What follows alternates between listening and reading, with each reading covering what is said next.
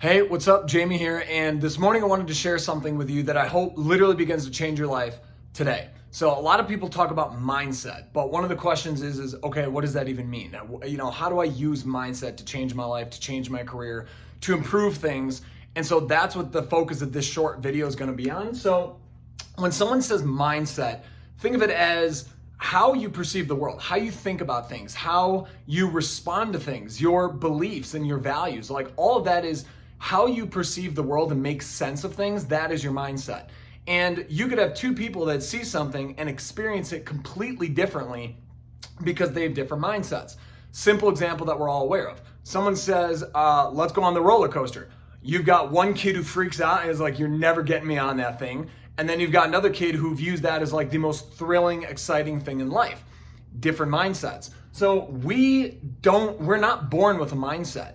We develop a mindset. They're created. So whatever you believe or think or experience right now in your life or in your career, the doubts you have, the beliefs you have, what makes you excited, what makes you sad, what makes you feel successful, what makes you feel upset or alone. Like all of these beliefs and emotions and experiences that you have are based on your mindset. So think of it as the single most powerful thing in your life is your focus. What you focus on then determines your thoughts. All right? Then your thoughts then lead to your emotions, and you're still able to see this, yeah, and logic. Your emotions and logic then lead to your decisions. Your decisions lead to action, and your action leads to results, and ultimately your life.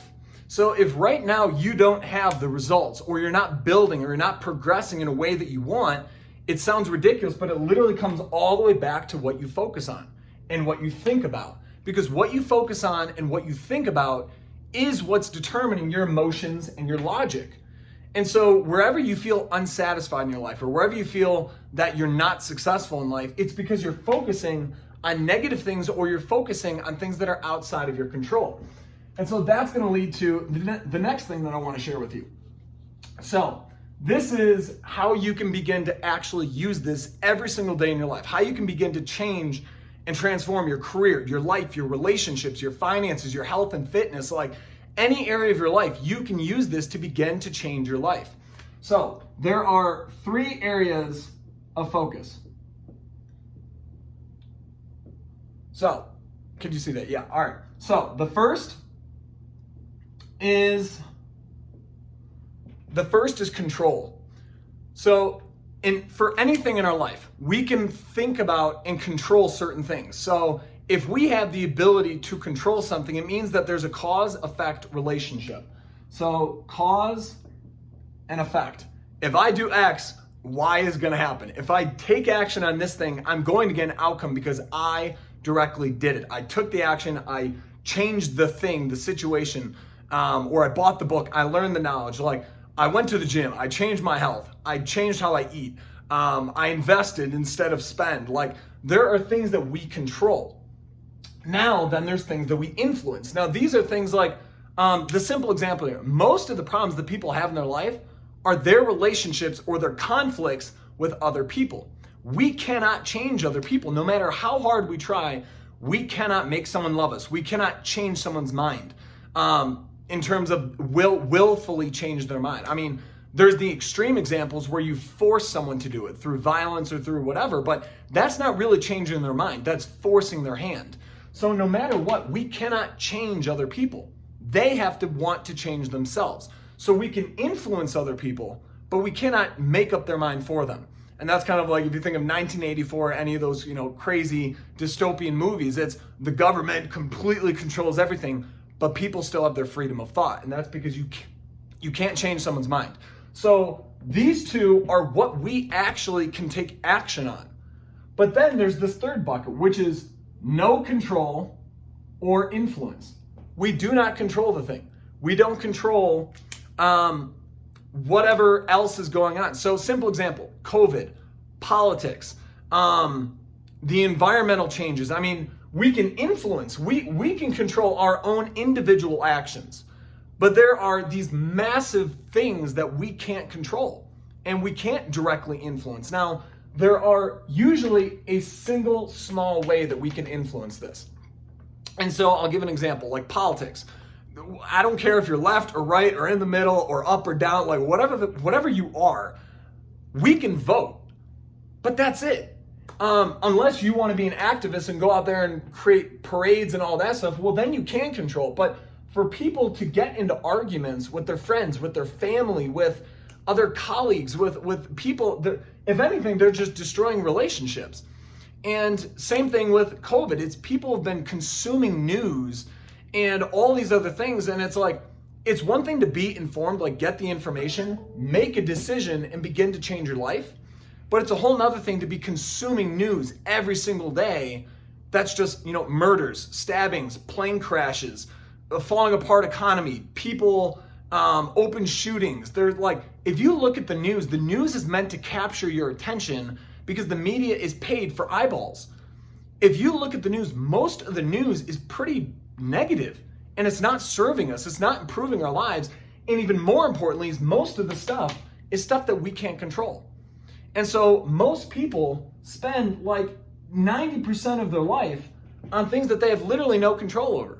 And they call it being informed. I call it wasting time and not helping yourself, not helping your family, not helping your company, not helping your team, not helping your friends, not helping the community. There's so many things that you could be doing better, that all of us could be doing better with our time than focusing on things that we have literally no control over. And if something really is that important to us, well, being an armchair expert or sitting on the couch and just, debating with people, it's not changing anything. It's just a waste of time and it's creating conflict with relationships. So there's so many things that if we focus on what we control, then we can also focus on, so in terms of a breakdown, how can we think about using this in our life? Most people spend the majority of their life focusing on things that they don't control. And if you remember, it's focus, which then leads to thought. So there's focus, then there's thought, and then there's emotions and logic. So if people are focusing on things that they don't control, and it's very negative, and it causes them to freak out and worry, well, that is what's causing all the negative emotions in their life, is because they're focusing on things that they don't control that is super negative and upsetting. So instead, what we want to do is we want to focus on our goals. We want to focus on what can improve my life or the people around me's lives. And we want to spend probably 80% of our life on things that we control.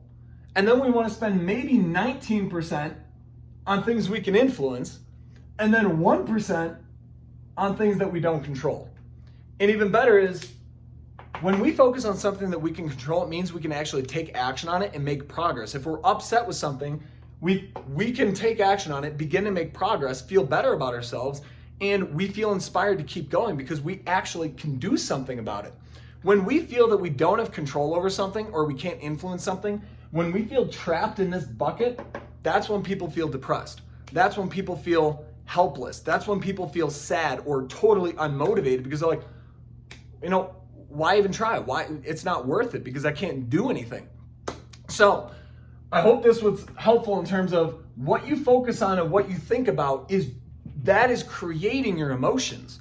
What you focus on and what you think about is determining your emotions, the logic, the decisions that you make, and ultimately your decisions are what are determining your actions in life. So going forward, focus 80% of your focus and thought on things that you control. And these should be things that will actually improve your life, your career, or other people's lives and careers, because that's actually making progress in life. And that's how you change your life.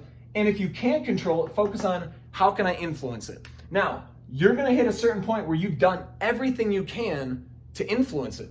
Well, once you've done everything you can to influence something, like for example, let's say you're trying to influence a friend or a family member to improve their health or to change their career or to, do something beneficial for them or for other people. Well, once you've said your piece, you've done your best. Once you've done your best, it becomes something that you no longer control.